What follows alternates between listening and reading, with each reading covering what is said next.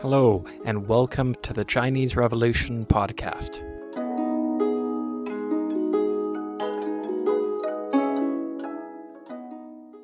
Episode 18, The Fall of the Tokugawa. Welcome back to the Chinese Revolution podcast. Last episode, Japan's early encounters with the West were discussed. The Americans had successfully forced one treaty on Japan and were pushing for a broader trade treaty. Why is this important for a podcast about the Chinese Revolution? For many reasons. Firstly, there'll be a Japanese revolution before the Chinese ones. It's also useful to contrast how Japan responded to the West with how China did. Japan drastically reversed course from feudalism and isolation to a study of Western methods and military, and rapidly built up the Japanese military and especially its navy. Also, Japan's military growth is going to have profound impacts on China's development. Japan's defeat of China in a war in 1894 and 1895 will shock the Chinese. Many Chinese will end up studying in Japan. Plus, in the 20th century, a militant, expansionistic, and nationalist Japan will invade China and cause much suffering. These episodes are meant to discuss what happened in Japan during the 19th century in response to the arrival of Western navies and traders. This will help our discussion of China's late 19th century developments and eventual revolutions. Returning now to the political situation in Japan, when American Consul Harris was demanding a trade treaty with Japan. Ii Naosuke was the de facto leader of the dying shogun Ieyasada's senior council. Naosuke then became regent to the 13-year-old shogun who succeeded Ieyasu. Naosuke had the advantage of tradition and bloodlines in pursuing power, both for himself and for the 13-year-old next shogun, who would require a regent given his young age. But not everyone thought birth order and bloodlines to be the best ways to determine leadership. For an example of why hereditary daimyo or nobles were weak during this time of profound change, consider Manabe Akikatsu. He was a senior counselor and daimyo of Sabei. Sir Rutherford Alcock, a British minister, was speaking with Manabe about Japan's mismanagement of exchange rates. Manabe answered, "Don't ask me, I'm a daimyo. I don't know about such things as gold and silver standards or exchange rates. Ask the commissioners of financial and foreign affairs, who are in charge of such matters." When the officials in the Foreign Office heard about this, they made fun of him, and "I'm a daimyo, I don't know about such things," became a running joke. Naosuke, the head of the shogun Ieyasada's senior council and then regent to the young shogun, was more capable. He was also somewhat fearless in being willing to agree to a trade treaty with the Americans, even though he understood how unpopular it was in Japan. There were factions in Edo and in the Imperial Court in Kyoto who favored Yoshinobu, a capable 22-year-old for shogun. But Naosuke was able to gain control and consolidate power through demotions of his opponents. He pushed for a trade treaty. He was conservative in terms of who should hold power and radical in calling for the opening of Japan and for economic development. He didn't support the treaty because he liked the West. Like most Japanese, he resented the way the foreign powers were pushing themselves on Japan. But he feared war with the USA at this time and believed that a treaty now would allow Japan time to build its economy and military. Harris was pressuring Japan. He reminded Japan that Britain and France had just agreed to the Treaty of Tianjin following the Second Opium War. French and British veterans were nearby, and clearly the West was willing to resort to force, if necessary, to get treaties negotiated. Naosuke preferred to get the emperor to agree, but he wasn't going to wait. In July 1856, he concluded a preliminary trade treaty with the USA on the understanding that it would be ratified later. 4 Japanese ports were to be open to trade, including at Yokohama, Nagasaki, and Kobe. Foreign settlements would also be allowed at those 4 ports until January 1st, 1863. The American consul could reside at Edo and Osaka. Similar treaties were soon signed with the Netherlands, Russia, Britain, and France. Custom tariffs were fixed at 20%.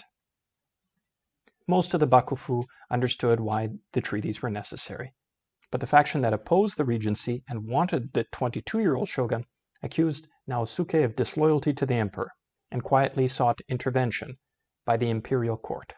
For the first time during the Tokugawa period, the emperor issued a decree to the feudal lords, criticizing the regency for signing the treaty and for a crackdown on the other faction by Naosuke. The power of the shogunate was undermined, and the emperor's status was strengthened. Naosuke responded with a further crackdown on the other faction, as they had committed treason in undermining the Bakufu regime. Nariaki, the leader of the other faction, was sentenced to house confinement for life and died the following year. Some other members of the Revere the Emperor, expel the barbarians faction, were executed, and others ordered to commit seppuku, ritual suicide. To ratify the trade treaty with the United States, Bakufu representatives traveled to Washington, D.C. 2 ships voyaged across the Pacific. Katsu Kaishu, who was a samurai turned naval cadet turned captain, was mentioned in the last episode. Katsu captained the Japanese vessel under the command of Kimura, a hereditary lord also mentioned in the last episode, who had now been promoted to Vice Commissioner of Warships. And the 77 Bakufu representatives traveled on an American steam frigate. This was the first time that an official Japanese vessel had voyaged across the Pacific. 2 American naval officers were on board and provided experience and guidance. Katsu later thanked them, saying the ship would not have made it across the Pacific without them. When the Japanese vessel arrived at San Francisco, the sailors and officials had a chance to observe the United States for the first time. They took detailed notes on how the Americans built coastal defenses. Katsu told his gunner that they would not observe the usual cannon salute to their hosts because he didn't believe his crew could manage it. But if the gunner could, he could have Katsu's head. The gunner took pride in mastering the cannon salute and afterwards told Katsu that, "Your head belongs to me, but I think you better keep it for a while. I'm sure you'll be needing it during the rest of the voyage." The entire crew laughed. The samurai Bushido code was being incorporated into the Japanese Navy. Katsu knew how to motivate his men. He gave them an opportunity to save face by suggesting that a task was impossible, but also a chance to prove that they could do it and exceed all expectations. The sailors carefully observed the Americans while visiting San Francisco. They were astonished that the California governor at a ceremony entered the room by himself. They kept checking the door, expecting a large retinue behind him. They needed confirmation that he was the real governor. The sailors stayed for 2 months while the Bakufu continued on to Washington, D.C. First, the American steamer went south to Panama.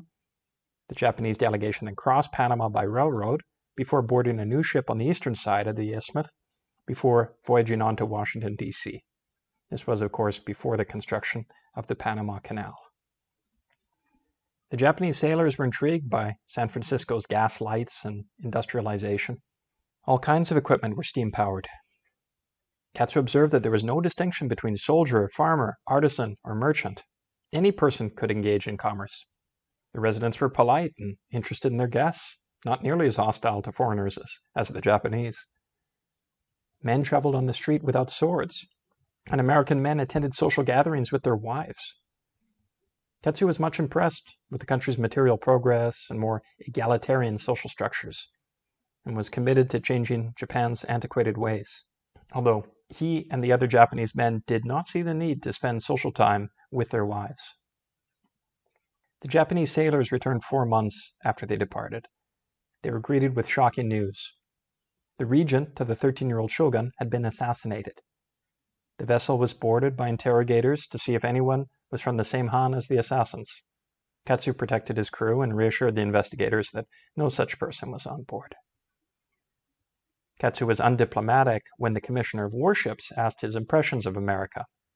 He mentioned that the only thing he noticed was that in America people achieved their position by intelligence, and that was the opposite of Japan. Within a month, he had been demoted and removed from the Navy. Around this time, budget deficits and inflation really exploded in Japan.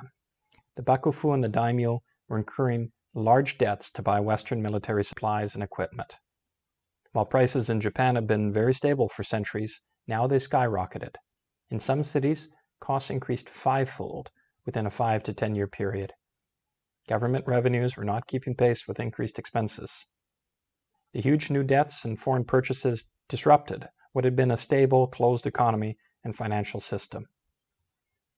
The new trading also brought cholera. That was a new disease for Japan, and at least 100,000 people died from it in Edo alone. Samurai started taking revere the emperor and expel the barbarians into their own hands. There were multiple cases of Japanese killing unarmed foreigners. This aggravated tensions between the foreigners and Japanese, which was the point. It also undermined the Bakufu's authority. This was a secondary benefit to those resentful of their weak government. The anger was palpable, and the samurai were always armed with razor-sharp swords. The shogunate usually responded by paying indemnities to the foreign governments. The Bakufu proposed a union of the court and camp. The teenage shogun was engaged with Princess Kazu, the younger sister of the Emperor Komei. The idea was to associate the shogun with imperial loyalism, but it had the downside of further strengthening the rebirth of imperial authority. One of the emperor's advisors suggested adding a condition to the betrothal, that the Bakufu agreed to, eventually, expel the barbarians. That was accepted. So with the union came a ticking obligation to eventually expel the barbarians. Given the inferior state of the Japanese military, the shogunate was never in a position to successfully fight the Western powers. So the Bakufu couldn't honor their promise to the Imperial Court. Eventually, a deadline in 1863 was set. Nationalism was a growing force in Japan, and the Bakufu was becoming, like the foreigners, the enemy of the nationalists. Revere the emperor and expel the barbarians evolved to imperial loyalism and down with the Bakufu among its detractors. Choshu was a Han in the far west of Japan's main island of Honshu, so it was well located for foreign trade. Choshu was controlled by an outside lord. That means that back in the early 1600s, its daimyo had opposed Tokugawa Ieyasu and lost. Territory had been taken from the Han, and there was lingering resentment there towards the Tokugawa regime. This hostility to the Tokugawa evolved into imperial loyalism, an anti-Bakufu sentiment at this period of change and disruption. Another Han controlled by an outside lord was Satsuma domain. It's in the southwest of Kyushu Island, which is itself in southwest Japan. This domain is close to the port of Nagasaki and also well placed for trade. Its daimyo was innovative. Even before Commodore Perry had first arrived, Satsuma was already well into building furnaces for the manufacture of cannons, warships, rifles, and other modern weaponry. It had fortified its coasts and already laid mines in the maritime approach to its castle town. It had already been constructing Japan's first modern warship for 4 months when Commodore Perry arrived. Satsuma's lord could see the military future far better than the Tokugawa elite in charge in Edo. Imperial loyalism was strong among the subjects of these outside lords. Around this time, 1,000 men of Satsuma were sent to the imperial capital, Kyoto, to help protect the emperor and strengthen order. That was a violation of Bakufu law that prohibited feudal daimyo from sending a force into the imperial capital. A bit later, the Bakufu ended the requirement for alternate residence by daimyo in Edo, the administrative capital. Some of those lords then chose to reside more in Kyoto, the imperial capital. In the early 1860s, for the first time in around 200 years, the shogun set foot in the imperial capital. Control by the Tokugawa in Edo was breaking down. Katsukaishu was recommending that a national navy be built, funded by the whole country. Unhappy subjects should be signed up into the navy to travel to Korea and China to bring focus to their nationalism, rather than simply causing domestic troubles. Katsu's advice was put on the back burner. The shogunate was not willing to give up power and create truly national institutions. But it did agree to Katsu's proposal to build a naval training center and shipyard in Kobe. Katsu also recommended a regional alliance with Korea and China, for them all to build their navies, and thus to collectively better resist Western imperialism. Others wanted Japan to invade Korea instead, which Katsu opposed. When the deadline to expel the barbarians came and went in 1863, and the Bakufu had done little except build up forces, extremists from Choshu, the outside Han, took matters into their own hands. 50 Choshu men fired on the American merchant steamer Pembroke, from coastal batteries and 2 Choshu warships.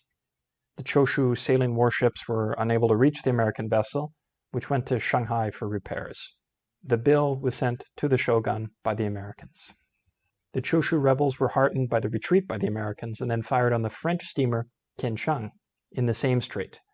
It suffered 4 dead and 1 injured and a damaged engine before escaping to the open sea. The French issued a claim for damages from Nagasaki before departing for repairs at Shanghai. Even though Japan had had friendly relations with the Dutch for centuries, the Choshu men also fired on the Dutch steam corvette Medusa. It suffered 4 dead and 5 more injured before escaping. The Imperial Court praised Choshu and expressed the great satisfaction of the emperor.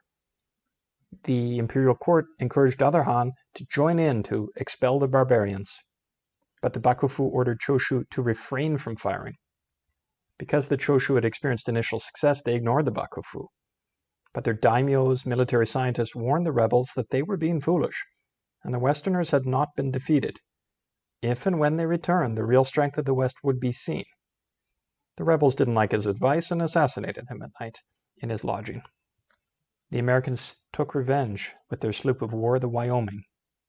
It was in the area looking for the Confederate raider Alabama, but it took some time to avenge the recent attack on the Pembroke.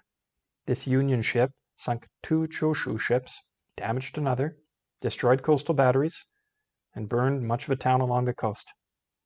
There were numerous Choshu casualties. All of this took a bit more than 1 hour. 4 days later, 2 French warships arrived. They destroyed other batteries and landed hundreds of troops. There was a clash between bayonets and samurai swords. The French were able to destroy cannons, hurl armaments and gunpowder into the sea, and torch a village before withdrawing the same day. This was particularly humiliating. If the samurai could not prevent this, and Choshu had suffered such losses to just 3 ships, what hope was there to expel the barbarians from the whole country? One positive outcome from this debacle was that the Choshu learned the problems of relying on samurai, who had not fought any wars in centuries. Instead, the heir to the domain's lord then launched Japan's first modern militia, the Kihei Tai, Extraordinary Corps. It was the first force in which men of merchant and peasant classes fought alongside samurai. Able-bodied men, regardless of caste, were recruited for it. They were given modern weaponry and training. There was tension between them and the traditional samurai, but a precedent had been set. Then 7 British ships arrived in Satsuma because of the killing of a Briton on horseback and for which no indemnity had yet been paid. A battle followed Britain seizing 3 of Satsuma's steamers. Satsuma fire did decapitate the British flight captain and another officer, but the British looted and burned the seized ships and destroyed coastal batteries. The Satsuma samurai fought ferociously but ineffectively with older weapons. The British retreated and Satsuma had to borrow indemnity funds from the Bakufu, which it never repaid. So 2 of the outside lord domains had been involved in fighting Western navies. But they also resented each other and had a history of squabbles. Further punitive expeditions against Choshu were being planned by Western powers, in particular by the Dutch, to avenge their losses, but also by other Western nations. This caused much discussion in Edo and in Kyoto about what to do. At one point there was a rumor that the emperor would be removed from Kyoto and relocated to Edo for his own protection. A faction of Choshu rebels thought this would make the emperor hostage to the Bakufu. The rebels fought with Tokugawa troops in Kyoto. Fires broke out and 28,000 buildings burned. The Choshu troops retreated and were then labeled imperial enemies for firing at the imperial palace. War had broken out among the Japanese for the first time in centuries. The Bakufu ordered 21 feudal lords of Western Japan to prepare a punitive expedition against Choshu.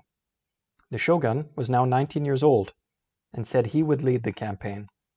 While the shogunate was preparing, however, a Western punitive mission reached Choshu by sea.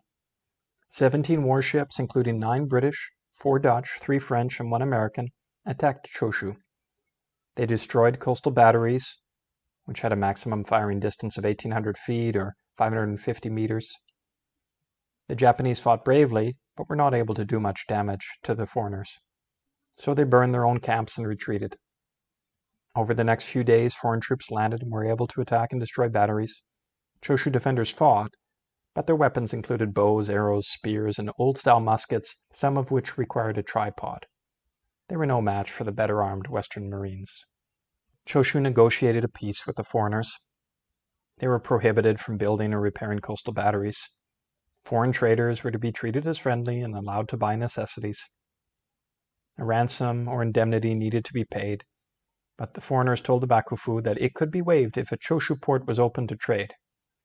The Bakufu preferred to take responsibility for the indemnity rather than allowing the rebellious domain to have an active port with foreign trade. Some Japanese wondered if the foreigners' attack on Choshu was at the behest of the shogun, who was planning his punitive expedition there. The shogun had 150,000 troops around Choshu, but instead of an invasion, a settlement was reached between the Bakufu and conservatives in Choshu. The heads of 3 rebel Choshu ministers were delivered, literally. A letter of apology from the daimyo was required, along with the promised demolition of Yamaguchi Castle. A sticking point was whether 5 nobles would be handed over. In the end, the Bakufu agreed that they could go into exile on Kyushu Island rather than be handed over. The expedition ended without an invasion of Choshu by government troops. But then the rebels deposed the conservatives in Choshu. They attacked and took control of weapons and supplies. They then captured 3 local warships. More rebels joined in.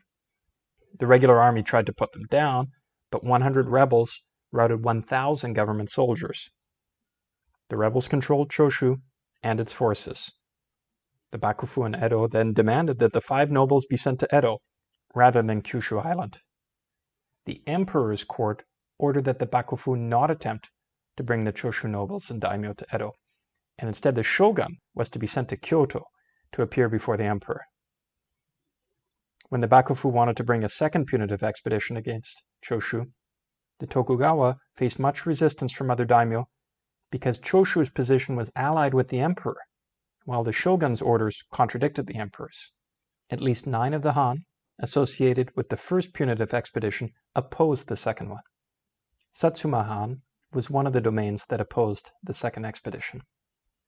While they were traditionally rivals of Choshu, around this time some quiet discussions were had between them. Satsuma came to see the benefit of allying with Choshu against the Bakufu, which was clearly in decline. Those that wanted a new Japan did not believe that the Tokugawa elite, who had governed Japan for centuries, were the ones to move Japan forward.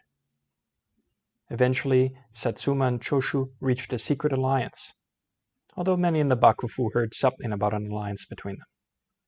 The main terms were that if either domain was attacked by the Bakufu, the other would come to their aid. Also, Satsuma would lobby the Imperial Court for a pardon of Choshu.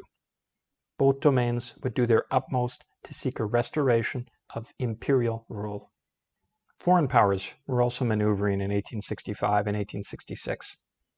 They were owed indemnities by the shogunate. They offered to waive most of them if new ports were opened, including Osaka, a major city close to the imperial capital of Kyoto.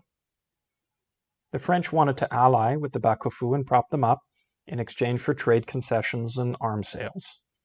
The Bakufu did place military orders with the French. The British, along with the Dutch and Russians, sensed the Bakufu's decline and didn't want to support them, and preferred to gain imperial blessings for the treaties. With Satsuma's help, Choshu rebels were able to purchase foreign weapons and thus overcome a trade blockade imposed on them by the Bakufu. This was done with the knowledge and consent of the British, including Sir Harry Parkes, who had been a leader in the Second Opium War. While Choshu was rearming and secretly in discussions with other Han, the Bakufu made strong demands of Choshu. They insisted that 1/7 of the domain be given up, and that the daimyo and heir be turned over to Edo. Choshu did not capitulate and was surrounded on 4 fronts. Bakufu forces attacked and took a Choshu Island, but following what has been called the first modern sea battle in Japanese history, a small Choshu vessel did a surprise attack at night on larger Bakufu vessels and then retook the island. At Hiroshima, Choshu troops were victorious and advanced into Hiroshima lands. On another front, Choshu troops pushed into Hamada. The Hamada daimyo burned his castle and fled.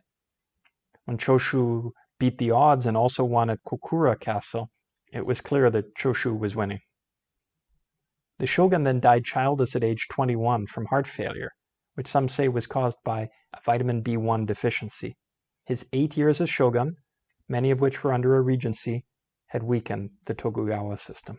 He was replaced as head of the Tokugawa clan by his older relative, Hitotsubashi Yoshinobu.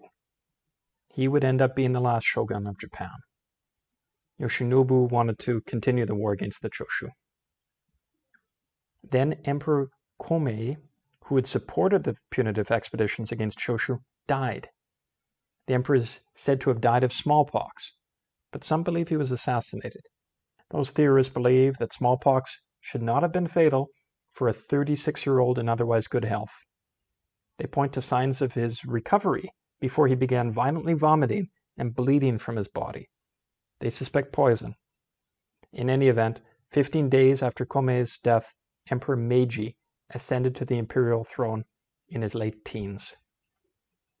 Soon thereafter, a general amnesty was announced, and forces of the punitive expedition disbanded. The Imperial Court was influenced by Satsuma and its allies. Shogun Yoshinobu tried to reform the Bakufu on a ministerial system with a strong central authority and with military support from France. Yoshinobu achieved some internal diplomatic wins and was consolidating power. But then France became distracted by events in Mexico associated with replacing Emperor Maximilian.